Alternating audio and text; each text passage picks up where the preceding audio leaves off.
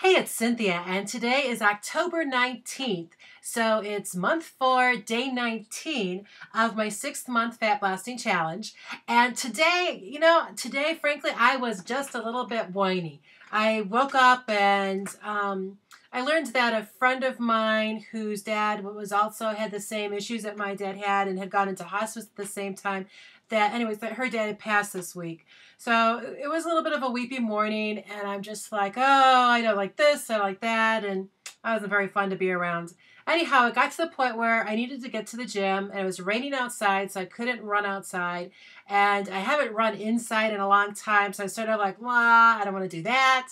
And James, bless his heart, my husband, was like, you need to go to the gym. Go now. I'll handle everything. Just go. Go do your run.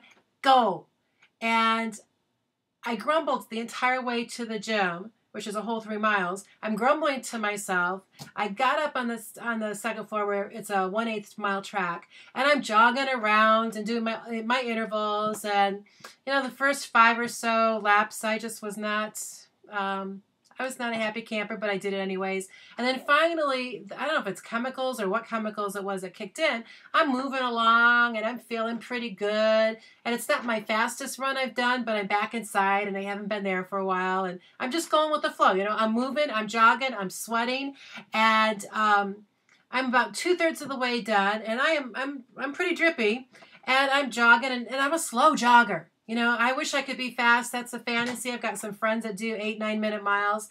That's not me. It is what it is. So I'm moving along at my little slow pace, and I'm in the zone, and this woman comes up and she taps me on the shoulder. I almost screamed. I probably should have. It would have been more funny. But anyway, she taps me on the shoulder and she says, "You're not supposed to be running here." I'm like, "What do you mean?"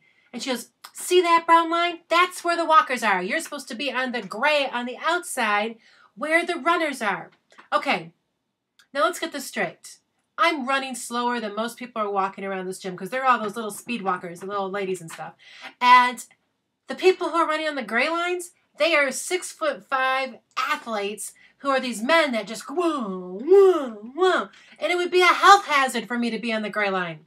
So anyway, she looks at me like, "Are you going to move?" I said, "Oh, I'm just fine here."